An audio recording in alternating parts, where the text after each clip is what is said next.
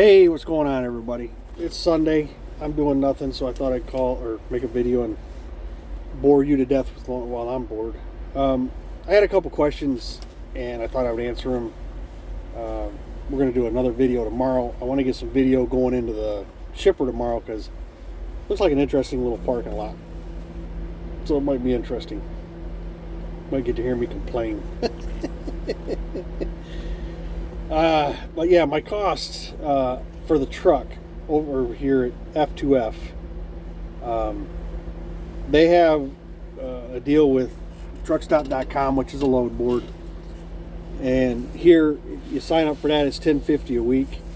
I would like to check out the DAT if they did a 30-day free trial. I might do that. I do have JB Hunt 360, which is free. You sign up for it. There are some other free ones, but so far truckstop.com has been pretty good, but I do want to look at getting into the DAT one also, just for extras. Plates here are $52 a week, and again, any of this information, if you call F2F recruiting, they're more than happy to break it down for you. But plates are $52 a week. My insurance for the month is $168.50, which comes out to $14.12, $14.15, $42.15 a week ish, which isn't too bad. They do cover the cargo part of it. I don't have to worry about that. Escrow, right now I'm paying $50 a week to the escrow. They want a $2,000 escrow balance. So once I hit that $2,000, I'll be good there. And then the other cost is trailer, which is $220 a week for the new one. If you came here, you could look at possibly getting a used one, and then what you pay a week is going to be obviously cheaper depending on the age of the trailer. But I think the minimum is $160. So what I looked at is for another $60, I got a brand new one. Luckily, they had brand new ones coming out, because had not, I would have been looking at a used one because that would have been the only option. So yeah, they may have some used ones available where some guys are switching out to the newer trailer. You just have to call and talk to them and ask them. They'll tell you. They're more than happy to share any information with you. So yeah, that's my, what it cost me to be leased on over here at F2F.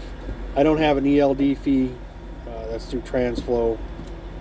So I don't have like an airtime fee or anything like that. Now, like when I went to Landstar, you have to buy your Qualcomm, and then there's I think it's, somebody can correct me, $29 a month or a week, or I think it's a month airtime fee for the MPC 50 Qualcomm setup.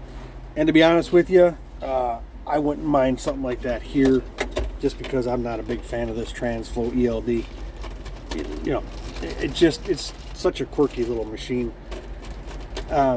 Just the fact is, like, when I get somewhere, like when I got to Dollar General Friday evening, I went on duty to check in. And after I checked in, I drove to the staging area where you can park overnight, and I don't creep. I just don't. It just takes too long. So I just drove from the guard shack. Yard speed was 15 mile an hour max to the staging area. I park. The thing's still showing on duty. It's not. It's actually on the drive line. It's just not showing you that. So what you have to do is actually go out, come back in, and then it flips over and says driving.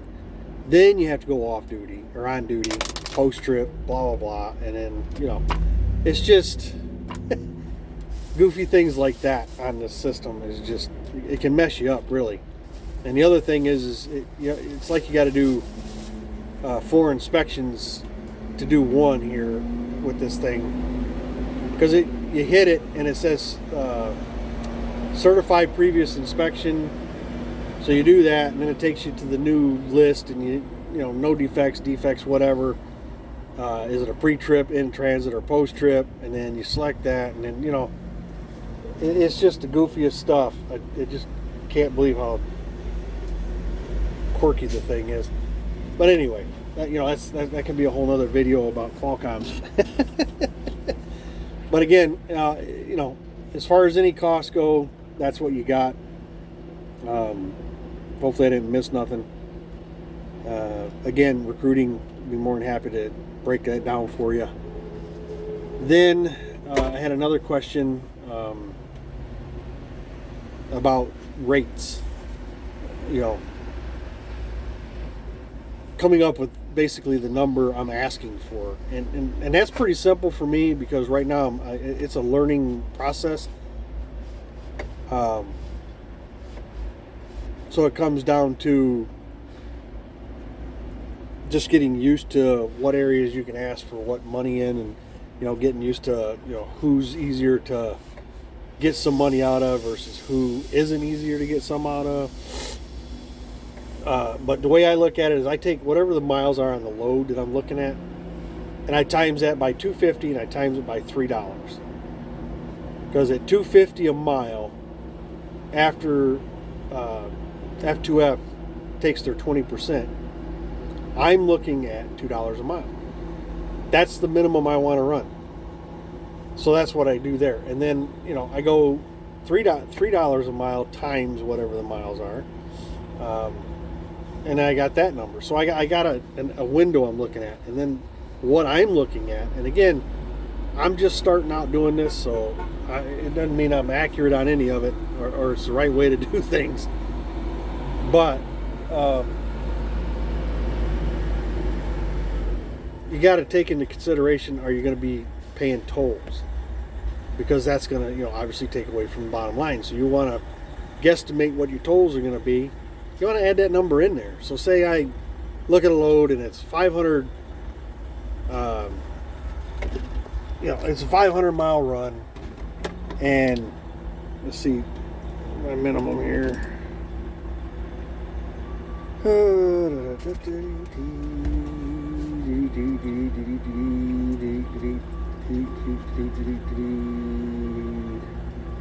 Somebody's probably already got this number right off the top of their head, because they're that good. All right, so we're looking at $12.50. Should have been able to do that, but I'm old now. So you're looking at $1,250, right? That would be the minimum I want for that $500 mile run. But now what am I looking at? Is there tolls? Say there's $100, going to be $100 in tolls for the trip because of where it's going. Now I'm at $1,350. Is there any other things going on? Like the C.H. Robinson, they ended up meeting what I offered, and I should have asked for more. Because they came back that quick and accepted it, I should have asked for more. I didn't know. But initially it was two pickups and one drop, right? I should have asked for more. In the scheme of things, the first pick and the second pick were right in line with the delivery, so it wasn't like you had to go way out of your way. But if I'd had to have gone, say some excess amount of miles round trip to get the two loads, you're going to want to get something for that. Now, I did end up having to drive back and have the first load reworked. And then they canceled the second pick. So we got to $19.50 because of that. But then when they took the pick off, and it just come down to, having to go have the load reworked, which took, 15 minutes. It ended up dropping it to $17.50. My original number was $1,600, so I ended up with $17.50. So by the time everything was said and done, I was right around $2.21 a mile to the truck. So that's the way I'm looking at it right now, and I'm sure as I get used to things and grow and learn, how I'm looking at it, how I'm negotiating, how I'm coming up with the numbers is going to change. But for now, I'm figuring if I can keep a minimum of $2 a mile, I'm doing pretty damn good. And so far I've been able to keep it right around that number. So I'm going to try to keep going around that number. Again, if I wanted to go East Coast, I know there's loads that are paying well over $3 a mile. But again, fuel costs are higher, tolls, parking can be, you know, something you end up paying for quite a bit because, you know, it just is what it is on the East Coast.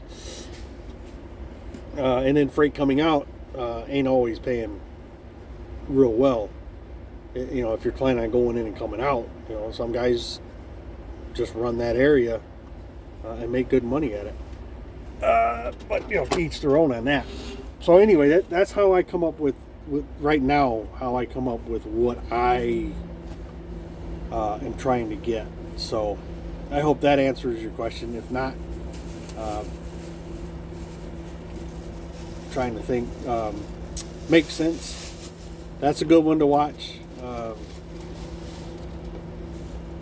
Just Trucking, his video, he makes really good, interesting videos, and you know, he shows a lot of the rates he gets, and I believe he's out of Florida. I could be wrong on that, but I believe he's out of Florida. So yeah, we'll go with that. But there are other out there that know way more than I do about it, and but that's how I look at it. So I appreciate the questions. I hope I gave some kind of coherent enough response to make some sense on things. If not, I apologize. But other than that, we'll get back to trying to do a regular video tomorrow when we go to pick up this next load. So I appreciate you guys taking time. Be safe. We'll talk to you.